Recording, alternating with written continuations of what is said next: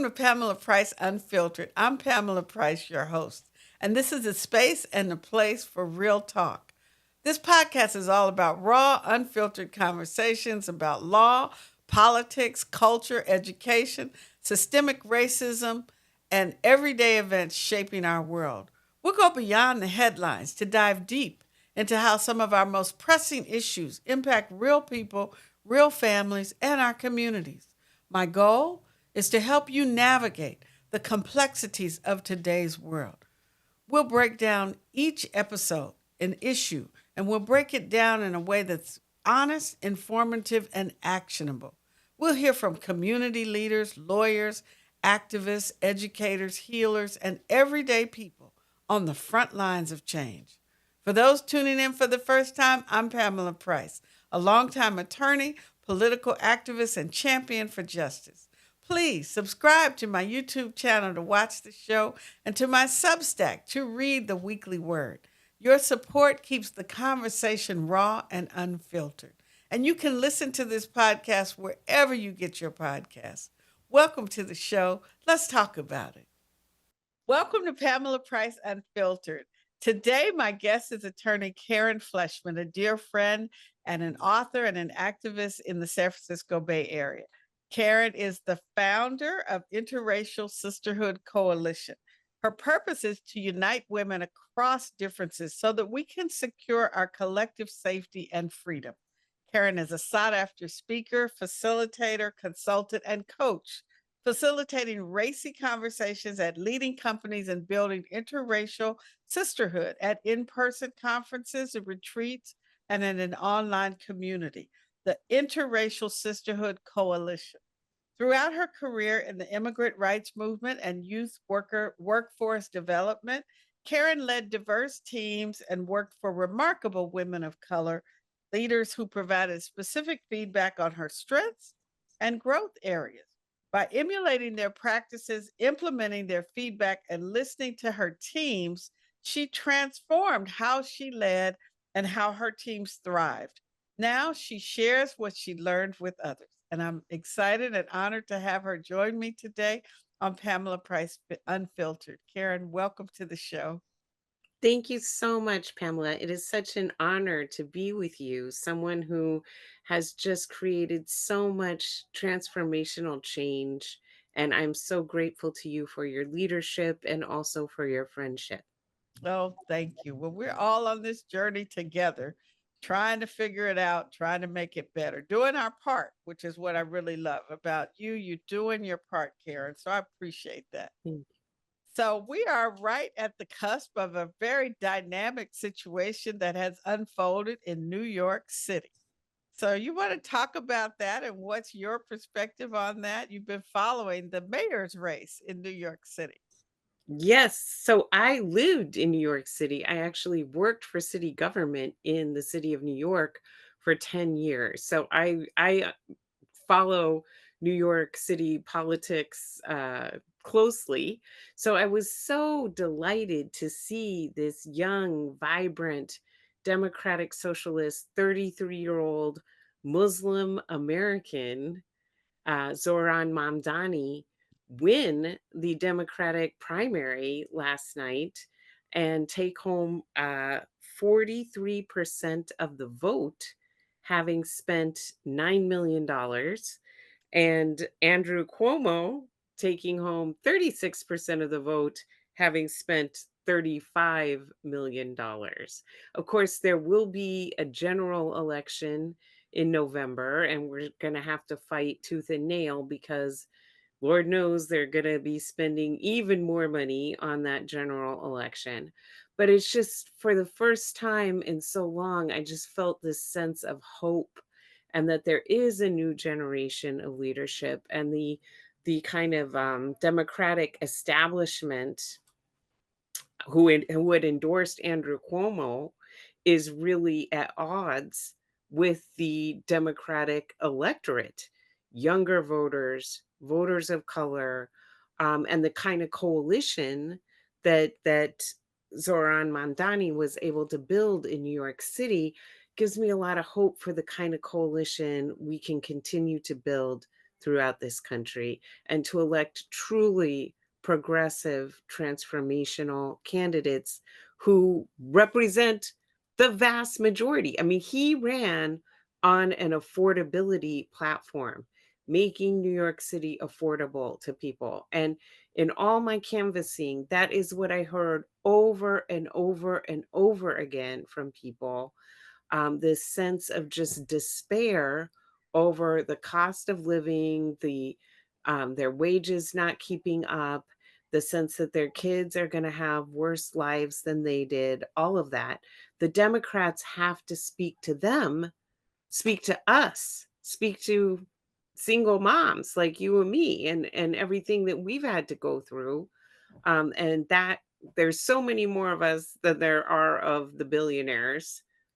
Absolutely, absolutely. And it was refreshing to see that even though the Democratic Party once again was on the wrong side of history, trying to push Andrew Cuomo, who had so much baggage, and yet they still coalesced around him and raised and spent all that money. It was astonishing to me that he would be trying to make a political comeback after having been exposed in so many ways, detrimental to the people. And I understand this is New York City does have ranked choice voting, so they're still voting, right? Yes, it is not officially, the outcome is not officially declared. Right. And then in the runoff or in the actual election, he's up against somebody who is accused of corruption and, has a real sordid story about himself as well right now. Do you Yes. think voters will be able to tolerate or stomach? Well, first question, do you think the Democratic Party is going to go and support Eric Adams now? Well, I would certainly hope not. I can't fathom that they would do that. I'm sure there is a whole lot of conversations happening today. New York City is such a patriarchal old boys club style of politics, that makes it very, very difficult for new entrants. And that was why, when Alexandria Ocasio Cortez was able to upset a longtime Democratic incumbent, that was such a huge shock.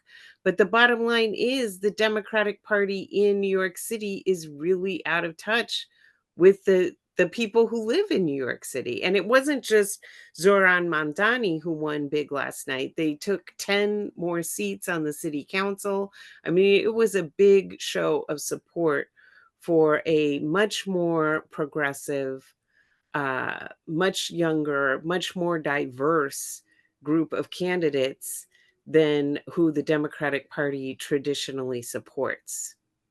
Well, that is refreshing because we see across the country that often, as you said, the Democratic Party is not in touch with the people who we represent. And, you know, pe- there's a good old boy system everywhere, certainly in California as well. And we need to have new and younger and more progressive voices because that's what the concern is, certainly across the country, that the narrative from the Democratic Party is, oh, you guys are too progressive. But in fact, that's what the people want. That's what the people want.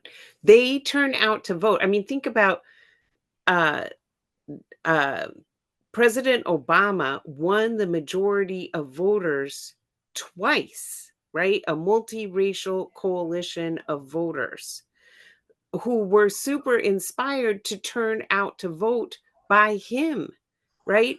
But if they're not inspired by the candidate, then they sit home. And this is what we have to do. It's not it's a versus the sofa. That is who we are running against. Who we need candidates that make people excited and feel like we'll fight for them, who understand their affordability issues and really want to create, uh he's pledged to freeze rents. He's worked on behalf of taxi drivers who, through the medallion system in New York City, some of them were committing suicide because it's basically indentured servitude. It makes it very, very long hours and extremely difficult to pay back the debts on this medallion system that again becomes another thing that private equity is investing in. And so I think that this is something that we need to pay attention to, as you were saying, in every corner of our country. How do we win? We win by representing renters and low income home buyers and, just the regular people who are up against private equity swooping in and buying up all the homes and turning them into rentals, and just all of the trends that we've seen over the past 10, 20 years that has just decimated the middle class and any chance of economic mobility. True. So it looks like in New York, they voted according to their interest, unlike in some other places. And that's what we got to get people to understand. What is in your interest? And you need to vote for what's in your interest, not for what the billionaires are telling you is in their interest, right? 100%. And the billionaires spent a ton of money. Bill Ackman, Elon Musk, trying to get Andrew Cuomo elected. So, yeah, any candidate that the billionaires are supporting is not in your interest Right. unless you happen to be a billionaire yourself. Right. Exactly. Exactly. Yeah. So let's talk about your work. Tell my audience what is the work that you have been called to do? So, my purpose is to unite women across difference so we can secure our collective safety and freedom. And how I landed at that is kind of a long story, but I began my career in the immigrants' rights movement, helping people fleeing violence in their countries to apply for asylum in this country, helping permanent residents of this country apply to become US citizens. And I actually worked on an initiative of the city of New York that helped 50,000 New Yorkers apply to become US citizens, something I'm very proud of.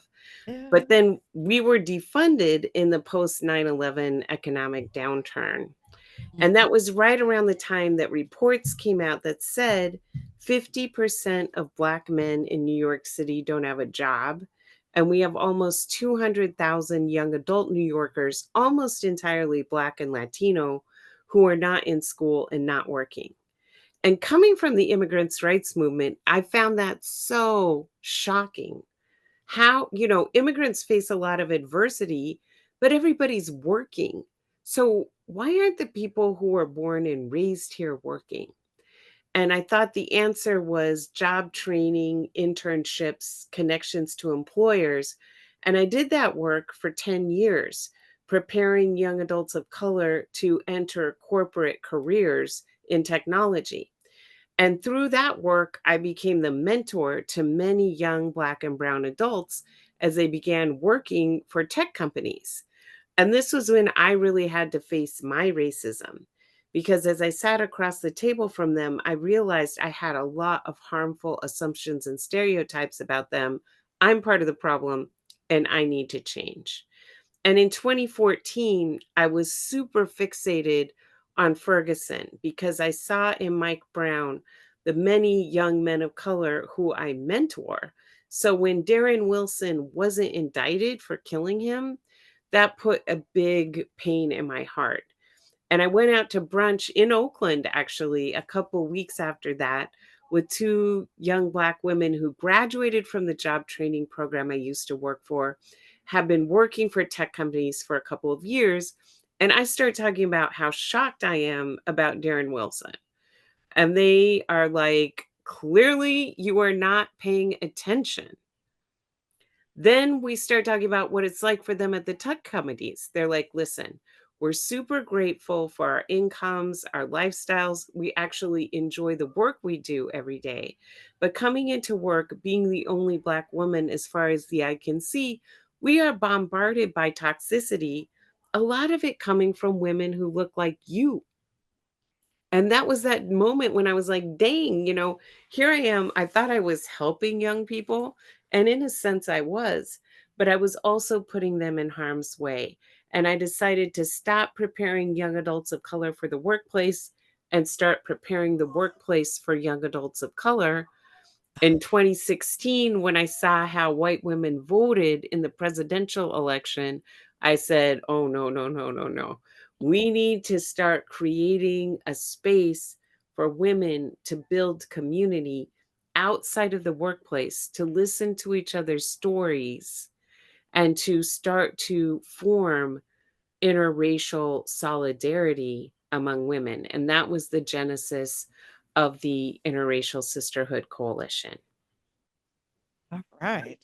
And so, what have you been doing with that work? How have you been rolling that out?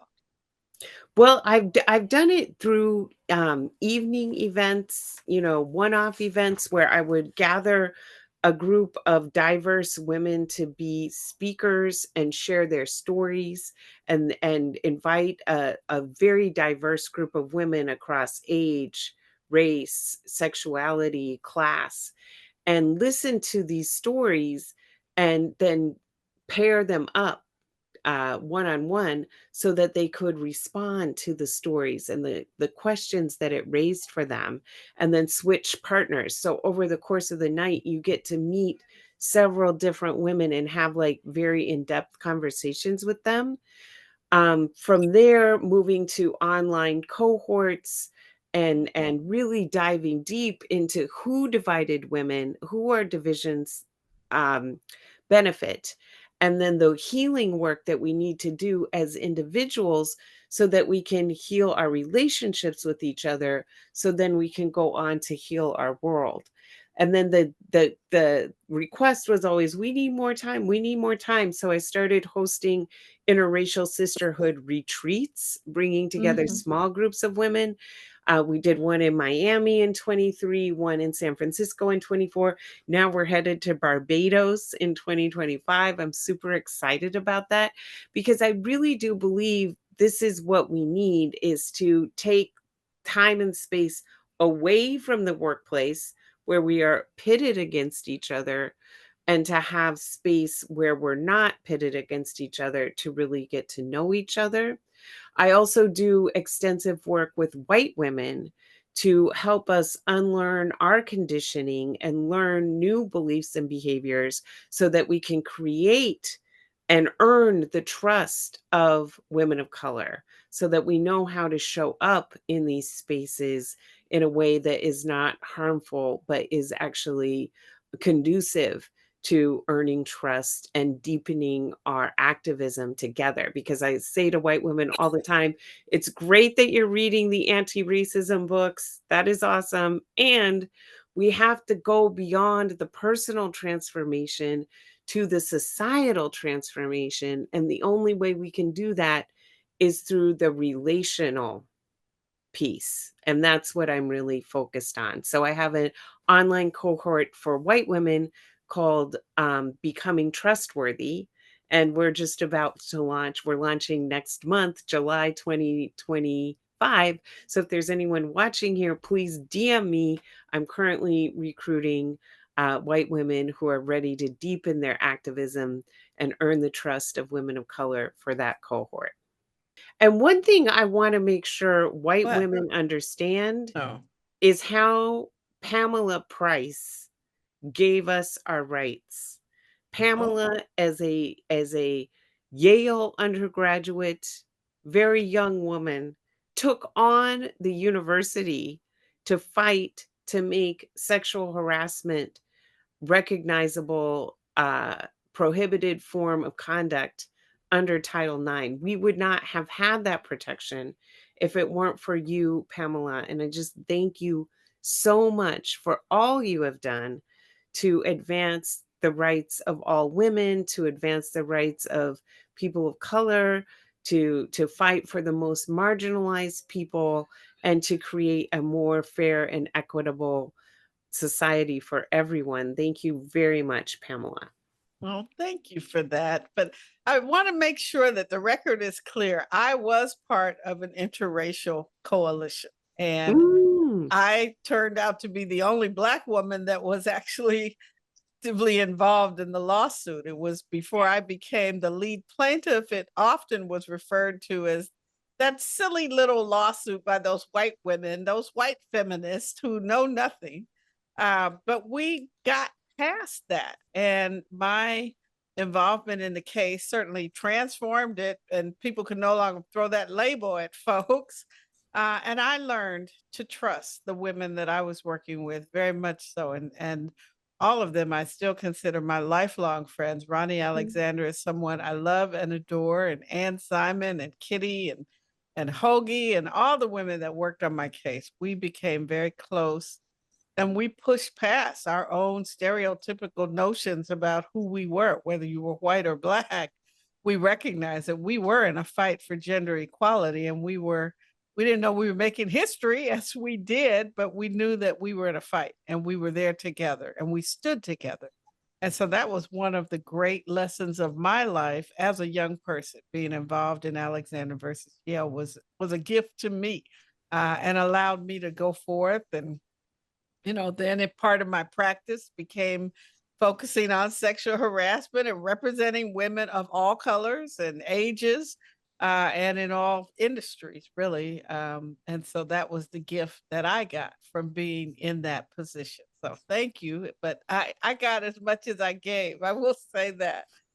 So tell And my audience, go ahead. I love you sharing that story because we don't see representation of interracial sisterhood and solidarity. Those stories are not well known, right? We either see, on TV, popular culture, we see shows like Sex and the City, Girls, Insecure, showing these very segregated lives of women, and we hear a lot about, the terrible white women, the Karens calling the cops and doing these horrible things, but we don't see very often, or even learn the stories of the incredible transformational power of, as you were saying, lifelong strong bonds between white women,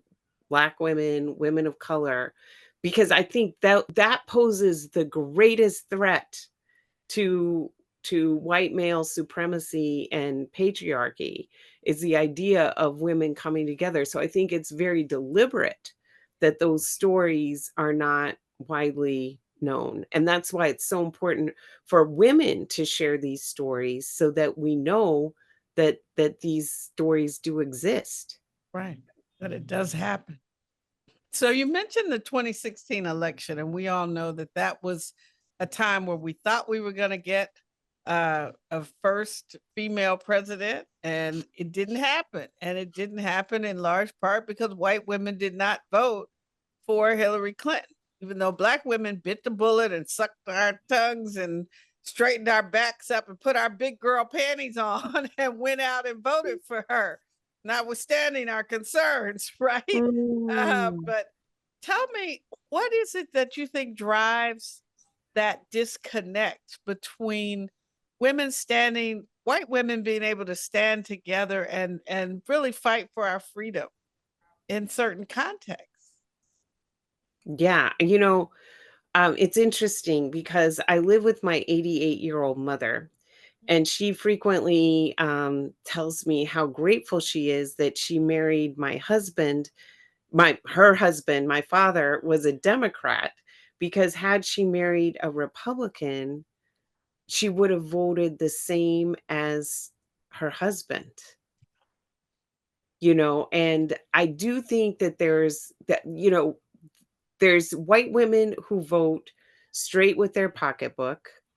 There's white women who vote because they're in these kind of traditional marriages, and the woman is in charge of the house and the kids, and the husband is in charge of the finances and the political decisions. And then there's white women who, many of them have themselves been sexually assaulted, who have this huge fear of their sons being falsely accused of sexual assault. And they believe that by having, patriarchal elected officials, that will protect their sons from being persecuted falsely for sexual assault. I do believe that white women have been conditioned through sexual assault. I'll speak from my own experience. I was raped as a 16-year-old. Content warning, I should have said that. Um, I was raped when I was in high school, and I know it's had a lifelong impact on my ability to stand up for myself, to take a space for myself, and to advocate for myself. And I think there are many, many white women who share my lived experience. And, it's white women, we are being oppressed. We are being taught to hate ourselves by men who we love, like our fathers and our brothers and our sons, and often it's our white mothers who are also telling us things like, "Oh, you're gaining too much weight," or that's not flattering on you. All of these messages that we're getting, that's conditioning us to feel safe under I know it sounds completely um contradictory, but to that there's something about having someone like Donald Trump be the president that makes a certain group of white women feel safe, which does not make any sense whatsoever, given how he's a serial adjudicated rapist and racist. Um, uh, but somehow he makes them feel secure. And so I think it's a lot of deprogramming that we have to do, a lot of us learning who our real allies are, who our real side is. Okay. The only people who benefit from this are the 1% who are Mm. sucking up every bit of power and money, and everyone else is down here, barely struggling to get by. And really, the enemy is division, not people of color, not trans people, not immigrants. And that's why my lifelong purpose is to help reach as many white women as I can, and to be empathetic, and not, how can I put it, um to be compassionate with them and non-judgmental, even if my viewpoint is very different from theirs, because I understand that how they got to their viewpoint is through a lot of intergenerational trauma. Well, that's deep, and that's, I'm sure, that's an amazing view, and your life's work is well worth it. We need more of it. As we, as a person of color, a black woman, I'm often in spaces where we end up, the only way we can explain why someone is acting the way they are is white privilege. But you have an understanding from your own life experience, and the lens, as you, from a different perspective, that you understand how that is impacting people and why they're doing the things that they do. So that's very Thank you. helpful. Thank you so much, Pamela. And it should not be the burden of Black women. That's another thing that white women frequently do. They want Black women to help them process their grief and shame about being white and all of these things. We should not be burdening Black women with that. We should come together as white women and help each other through that, so that when we show up with Black women, with women of color, we can come and be in true partnership and not zap all your energy trying to assuage our feelings. That is not your responsibility. That is something that white women can do for other white women. And then we can get together and cause good trouble together and also have fun together, right? I love, like, I just had a interracial, I'm sorry, I called it the intersectional feminist potluck on Saturday. We had 16 women, very diverse across generation, ethnicity, sexuality. Everybody brought some homemade, delicious food, and we just had the best time together. And I think that is exactly what we need more of, is spaces to come together, not just seeing each other on social media, but seeing each other in person, and building that connective tissue is so important at this time when we are just bombarded with so much negative, horrible things happening, to remember that there are still wonderful people who deeply care and who are actively engaged in trying to change our world. And when I think of those words, I think of you, Pamela Price. Thank you so much. Thank you. And I know that I was honored to have you come to our recent gathering, Mothers of the Movement, which was another opportunity to celebrate women across generations and of all races and different um, contexts in which they've operated to make the world a better place. So thank you, Karen, for coming and joining me on Pamela Price Unfiltered, because you definitely are a soldier out there and a warrior woman that I'm glad to call you my friend. And I'm honored to know that you're doing the work. And certainly we want to support you however we can. So we will drop a way for people to contact you to sign up. When is your next thing in July? Well, I'm launching the cohort for white women. It will start in the second week of July. That's online, so you can join from anywhere in the country. I'm also hosting, I'm calling it the Intersectional Feminist Supper Club in Brooklyn.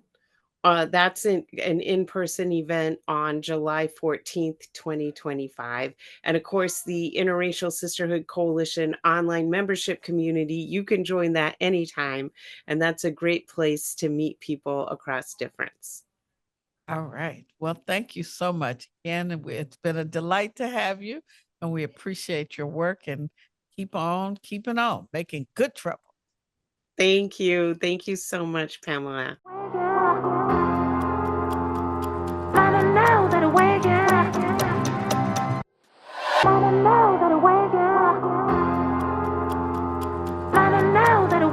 Welcome back to Pamela Price Unfiltered.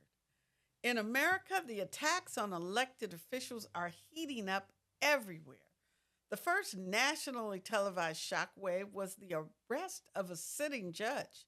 Judge Hannah Duga, a county judge in Milwaukee, was arrested and charged with obstruction for allegedly aiding an undocumented immigrant's escape from ICE agents. United States Congresswoman LaMonica McIver is a Democrat from New Jersey, is facing federal charges of assaulting and interfering with immigration officers outside a New Jersey detention center during a congressional oversight visit to that facility. Then there was the disturbing takedown of U.S. Senator Alex Padilla of California at a press conference in Los Angeles. And Dallas. Sir, hands up, hands up. I'm Senator Alex Padilla. I have questions for the secretary, because the fact of the matter is, a half a dozen violent criminals that you're rotating on your. I also want to Hands up. how many of our ICE agents have been docked. On the ground. On the ground. Hands behind your back. Hands behind your back. If you let my hands go, put them behind my back. All right. Cool. Hands in the hand. Lay flat. Lay flat. Other hand, sir. Other hand.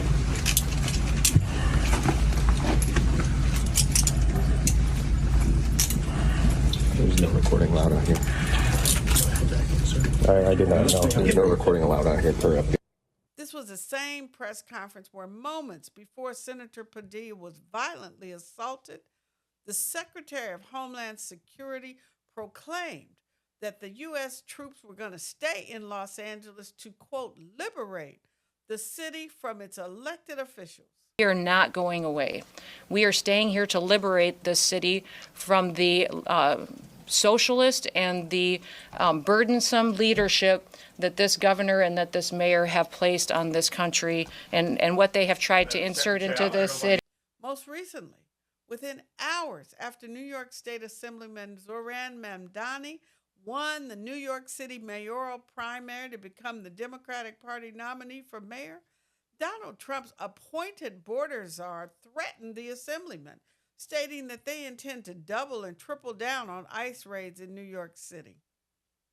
Most tragically, in Minnesota, a Trump supporter shot two longtime Democratic legislators, State Representative Melissa Hortman and State Senator John Hoffman, and their spouses.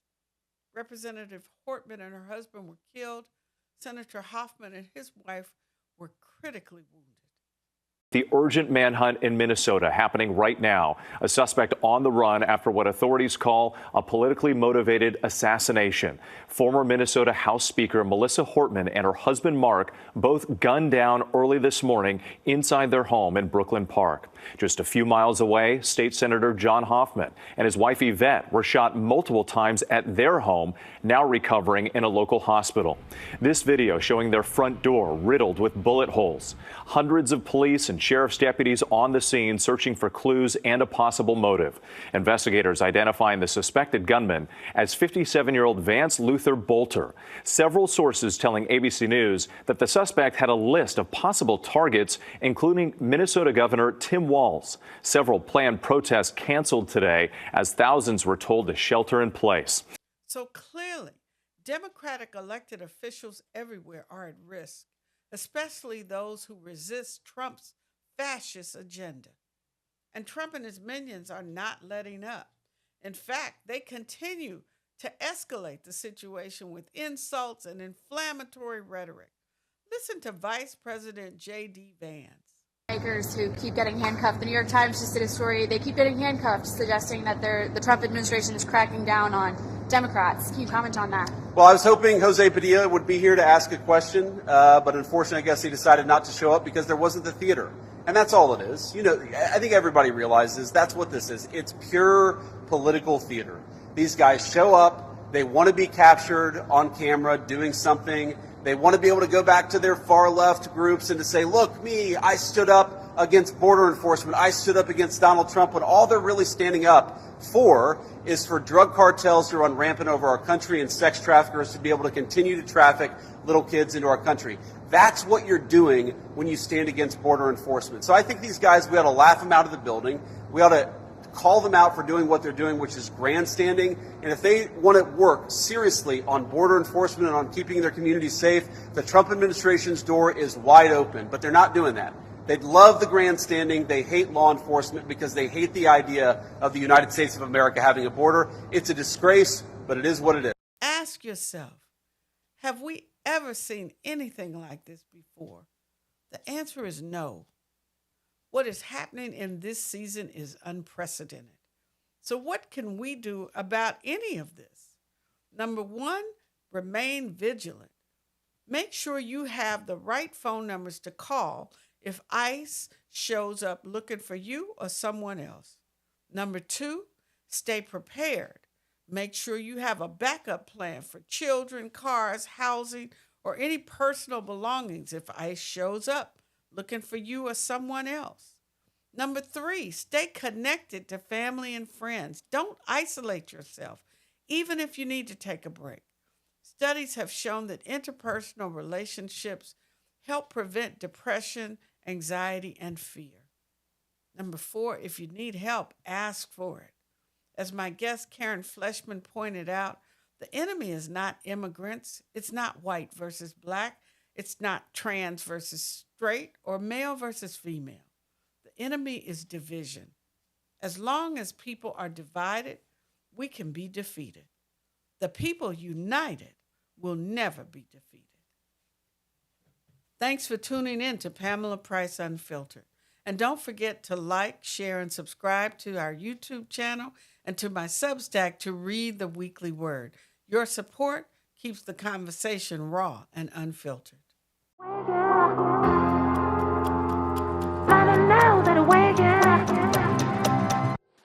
Wanna know.